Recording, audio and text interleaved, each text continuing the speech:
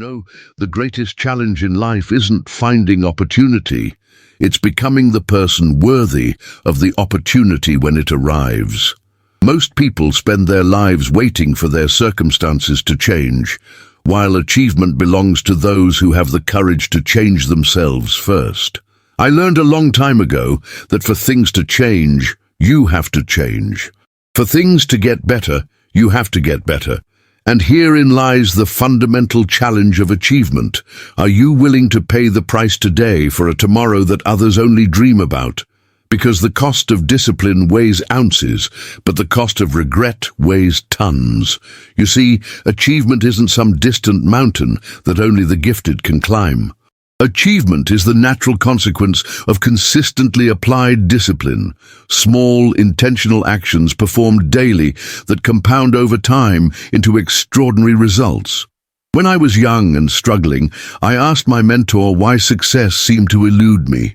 What he told me changed everything. "Jim," he said, "don't wish it were easier. Wish you were better. Don't wish for fewer problems. Wish for more skills." That single shift in perspective transformed my approach to the challenges before me.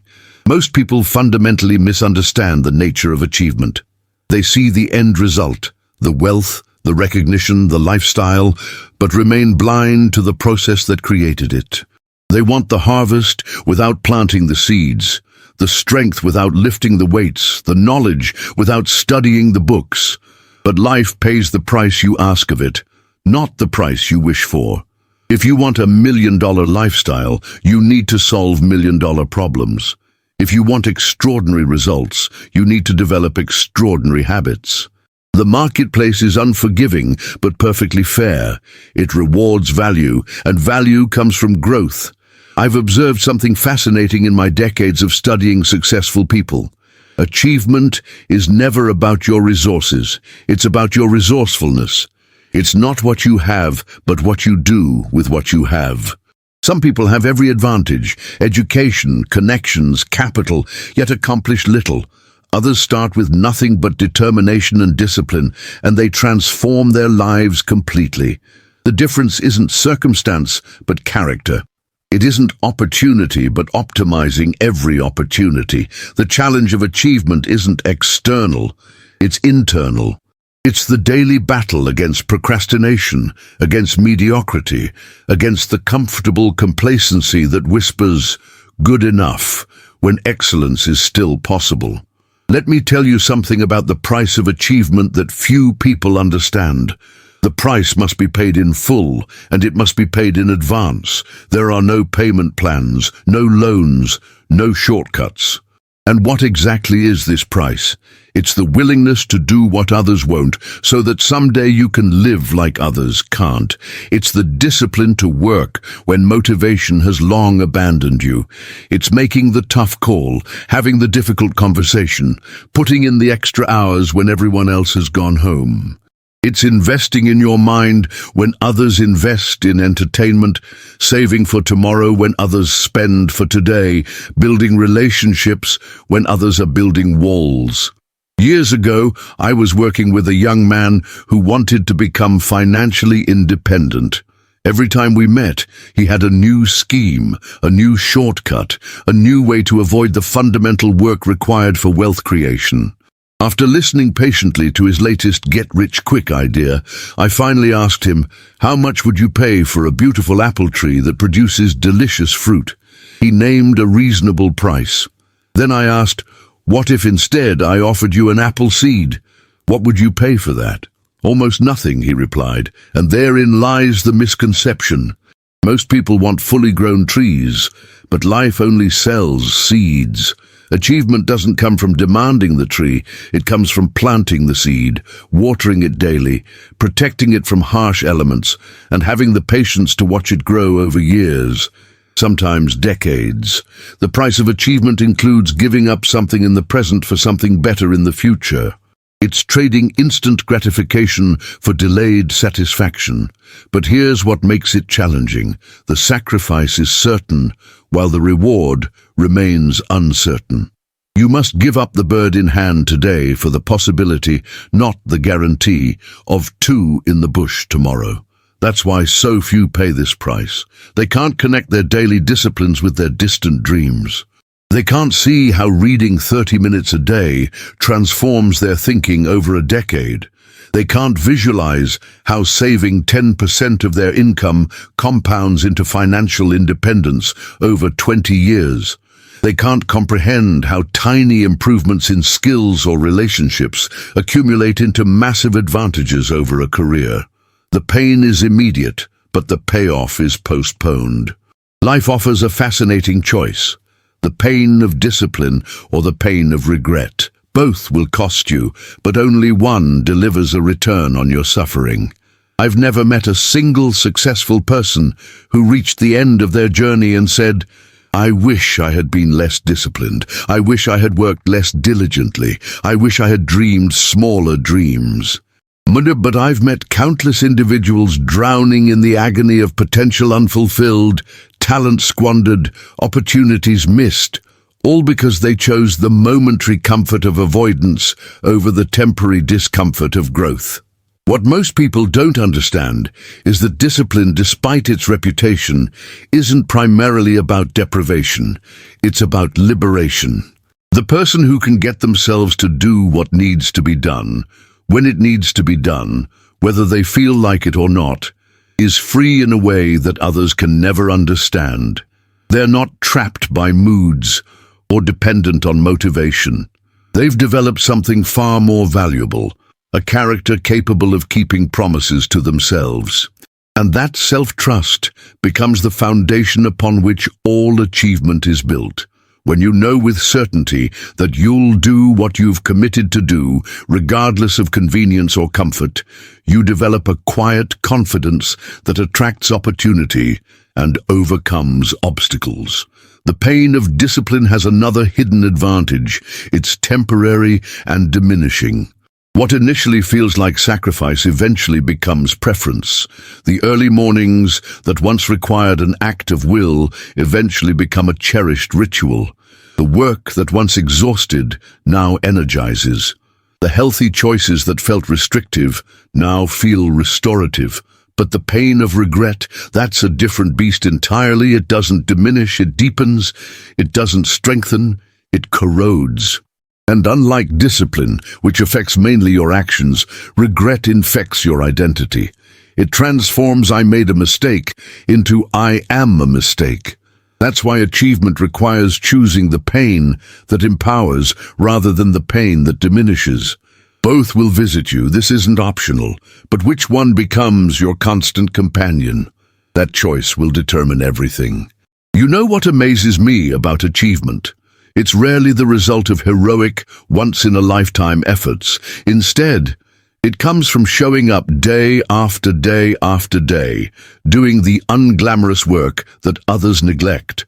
When you examine truly successful lives, you don't find dramatic stories of overnight transformation. You find ordinary people who did extraordinary things with remarkable consistency. They didn't write a book. They wrote 3 pages every day for 2 years. They didn't build wealth through speculation. They systematically invested a portion of their income over decades. They didn't transform their health with extreme measures. They walked daily and made slightly better food choices at each meal. I remember visiting the home of one of my mentors, a man who had started with nothing and built substantial wealth. I expected to find some secret to his success, some strategy I had overlooked. Instead, I found a simple ledger where he had tracked every dollar he earned and invested for 40 years. No sophisticated techniques, no complex formulas, just the relentless application of basic principles. Spend less than you earn. Invest the difference. Let time work its magic. When I expressed my surprise at the simplicity, he laughed and said, "Everyone wants to know the secret, Jim. They don't want to hear that it's doing what everyone knows they should do, but doing it consistently when everyone else gives up." This is perhaps the greatest challenge of achievement, maintaining consistency when results aren't immediately visible. Our culture celebrates overnight success, but fails to recognize that most overnight successes took years in the making. We see the breakthrough, but miss the build-up. Meanwhile, most people abandon their goals just before the breakthroughs arrive. They plant in spring, get discouraged when summer brings weeds instead of harvest, and quit just before autumn delivers the abundance they've worked for. Consistency requires faith, not blind faith, but the educated conviction that causes have effects, that actions create consequences, that what you plant will eventually grow if you provide the proper conditions and give it sufficient time. Achievement belongs to those who master this faith in the unseen results of consistent action. One of the most overlooked factors in achievement is the environment you create around yourself. Your environment isn't neutral. It's either lifting you toward your potential or pulling you away from it. The books on your shelves, the conversations you engage in, the people you spend time with, the media you consume, all of these elements are silently shaping your thinking, your expectations, and ultimately, your actions. I learned this lesson early. If you want to achieve more, you must deliberately engineer your environment to make excellence easier than mediocrity. Look at the 5 people you spend the most time with, and you'll see a reflection of your likely future. Not because these people determine your potential, but because proximity is powerful. Their standards gradually become your standards. Their ambitions set the ceiling for your ambitions. Their conversations shape your interests. Their financial habits influence your relationship with money. Achievement requires having the courage to evaluate these influences honestly. Are the people around you expanding your vision or limiting it? Are they challenging you to grow or comforting you in complacency? This isn't about judging others. It's about taking responsibility for what you allow to influence your one precious life. Creating an achievement environment isn't just about people. It's about designing your physical spaces and daily routines to support your highest aspirations. Want to read more? Keep books within arm's reach in every room. Want to improve your health? Make nutritious options more accessible than unhealthy ones. Want to master a skill? Arrange your schedule so that practice happens by default, not by constant decision-making. The challenge of achievement includes recognizing that willpower is a finite resource, better used for important decisions than for repeatedly resisting temptation. Don't try to be stronger than your environment. That's an exhausting battle few can sustain. Instead, become the architect of an environment that naturally pulls you toward achievement rather than away from it. The greatest discovery of my generation is that human beings can alter their lives by altering their mindset. Your achievements will never outpace your beliefs about what's possible for someone like you. I've seen talented people fail because their mindset created a ceiling their skills couldn't break through. And I've seen people of modest ability accomplish remarkable things because they refused to accept arbitrary limitations on their potential.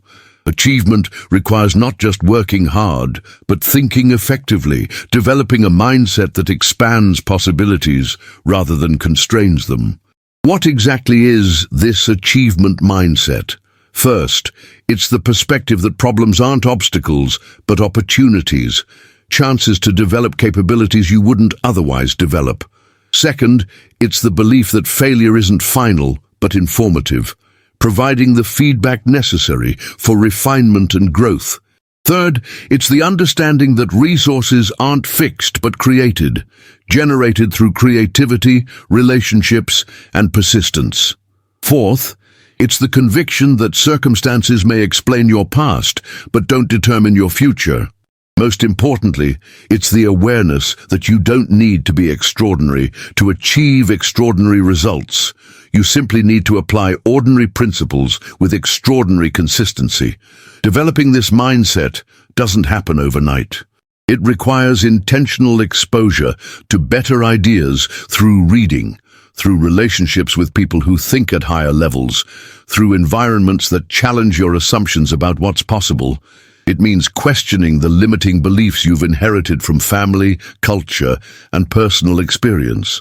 Who says it can't be done? Who says there's only one right way? Who determined the speed limit on achievement for someone with your background? These questions have liberated countless individuals from mental prisons, more confining than any physical limitation. The challenge of achievement includes recognizing that your greatest barriers aren't external, but internal, and having the courage to dismantle beliefs that no longer serve your highest potential.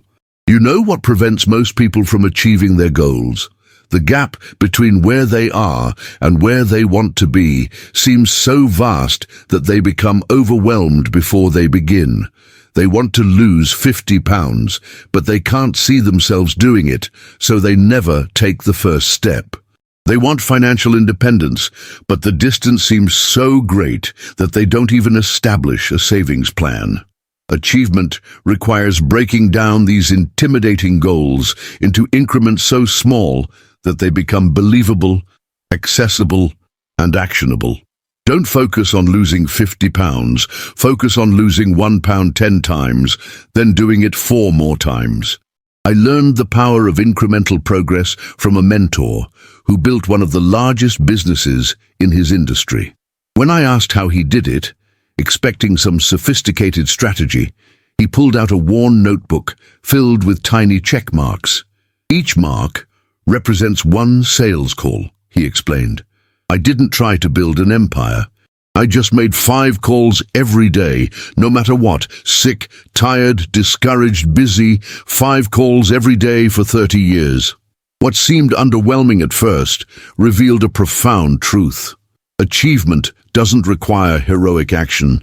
It requires consistent small actions taken heroically. When you commit to incremental progress, you harness the power of compound interest applied to effort. Just as money compounds over time, so does learning, skill development, relationship building, and reputation enhancement. The challenge of achievement includes developing patience with this incremental approach. When everything in our culture celebrates instant transformation, we're surrounded by overnight success stories, rapid results promises, and quick fix solutions. But lasting achievement doesn't work that way. The oak doesn't grow to magnificent heights in a season. It adds rings year after year, some thicker, some thinner, but always growing. Your life follows the same pattern. Some years bring dramatic progress, others modest gains, but consistent growth, even 1% improvement, compounds into remarkable achievements over time. Remember, most people overestimate what they can achieve in a year, but drastically underestimate what they can achieve in a decade of incremental progress. The question isn't, how quickly can I reach my goal, but am I moving in the right direction, however slowly? And am I committed to continuing this journey regardless of how long it takes? Dean, there's a fine line between persistence and stubbornness. One leads to achievement, while the other leads to frustration. Achievement requires not just persistence, but intelligent persistence. The wisdom to know when to press forward despite resistance, and when to adjust your approach based on feedback. Some of the most spectacular failures I've witnessed came from people who confused blind determination with strategic perseverance. They kept doing the same things repeatedly while expecting different results. Achievement demands something more sophisticated, the commitment to your destination coupled with flexibility about the path that takes you there. I remember struggling in my early speaking career, delivering the same presentation again and again with mediocre results. I was persistent, showing up, working hard, refusing to quit, but I wasn't learning from the feedback I was receiving. Everything changed when a mentor suggested I record my presentations and study them objectively. The experience was painful but transformative. I saw clearly what wasn't working and made systematic adjustments. My commitment to becoming an effective communicator never wavered, but my methods evolved dramatically. Within 6 months, my results improved exponentially, not because I tried harder, but because I tried smarter. Intelligence without persistence leads to abandoned projects and unrealized potential. Persistence without intelligence leads to wasted effort and unnecessary struggle. Achievement requires both. The greatest test of intelligent persistence comes during the inevitable plateaus on your achievement journey. Those discouraging periods when effort doesn't yield visible progress.